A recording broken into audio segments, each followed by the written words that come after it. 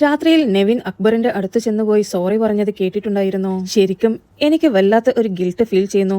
അതുകൊണ്ടാണ് ഞാൻ നിന്റെ അടുത്ത് വന്നിരുന്ന് സംസാരിക്കുന്നത്.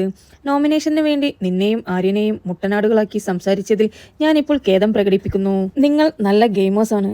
അതുകൊണ്ട് തന്നെ നിങ്ങളെ ഇവിടെ നിന്ന് എവിക്റ്റാക്കുക എന്നത് എന്റെ ഗെയിം ആയതുകൊണ്ട് മാത്രമാണ് ഞാൻ അങ്ങനെ പറഞ്ഞത്. ഇന്ന് ഷാനവാസും അനുമോളും ഇത് കത്തിക്കാൻ നോക്കിയപ്പോൾ നിങ്ങൾ അത് വളരെ ശാന്തമായി കൈകാര്യം ചെയ്തില്ലേ? ആ സമയം തൊട്ട് എനിക്ക് നിങ്ങളോട് റെസ്പെക്ട് തോന്നി തുടങ്ങി.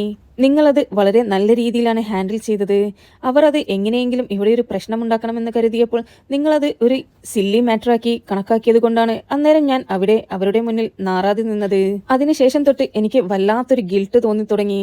ഇതൊന്ന് നിങ്ങളുടെ അടുത്ത് വന്ന് പറയണമെന്ന് വിചാരിച്ചിട്ട് കുറെ സമയമായി. ആ സമയം അക്ബർ പറഞ്ഞു, നീ എന്നെ നോമിനേറ്റ് ചെയ്തതിൽ എനിക്ക് ഒരു കുഴപ്പവുമില്ല. ഇവിടെ എല്ലാവരും നോമിനേറ്റ് ചെയ്യുന്നത് തന്നെയല്ലേ.